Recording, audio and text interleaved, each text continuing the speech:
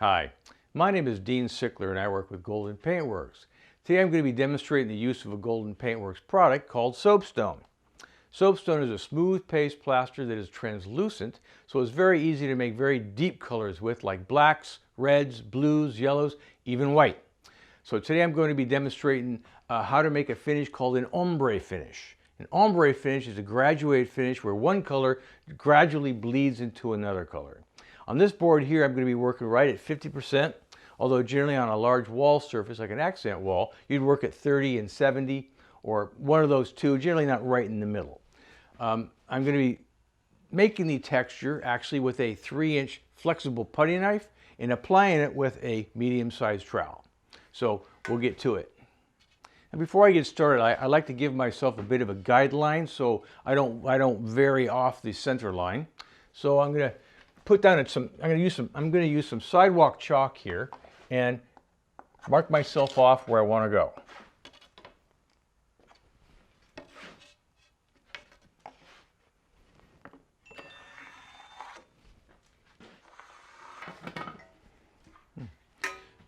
Okay, so I'm going to use my medium-sized trowel here, my spatula. I'm going to lay down a bed of color here, and then the contrasting color here, up about 18 inches, and then blend those two together, and I'll worry about below that and above that afterwards.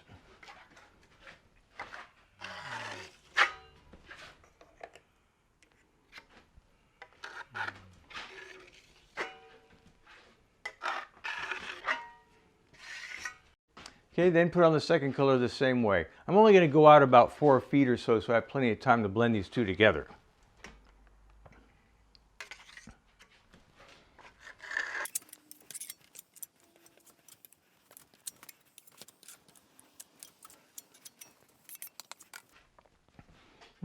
Okay, now I'm going to start blending these two colors together using my 3-inch spatula.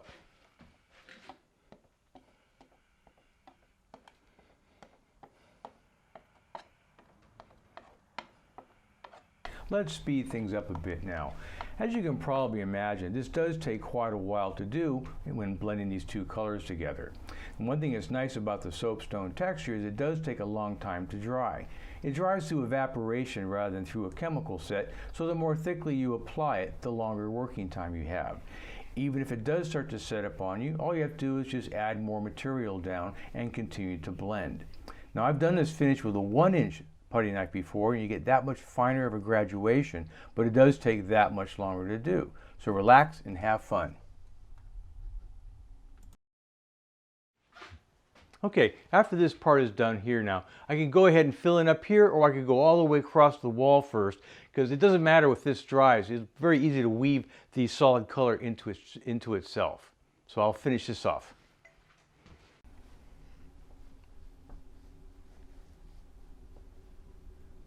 As you can see, I'm using the same tools as I used in the stripe down the middle to texturize the soapstone texture.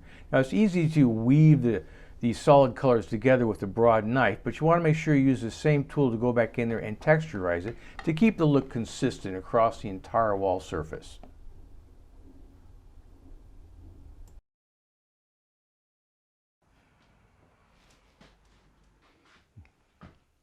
As you can see, this dries with a beautiful matte finish. If you want it to look more like a varnished painting, you can give it a couple coats of glazing gel here.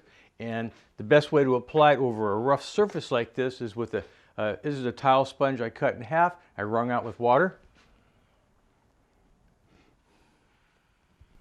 Then start applying the glazing gel in a somewhat circular motion, not too thick. The first coat dries in a little over an hour, then you can start applying the second coat, again in a semicircular manner. You want to break up any kind of patterns that may be created.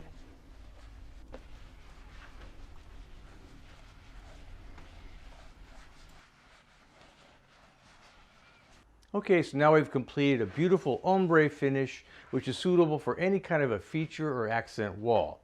Now I should mention before I go that it's always a good idea to make a small sample first of what you propose to do, using the two colors that you want to use. I realized when I made my sample here that these two colors were a little bit too far apart in contrast, so what I did is I added some of the darker color into the lighter color just to reduce the contrast or difference between the two colors.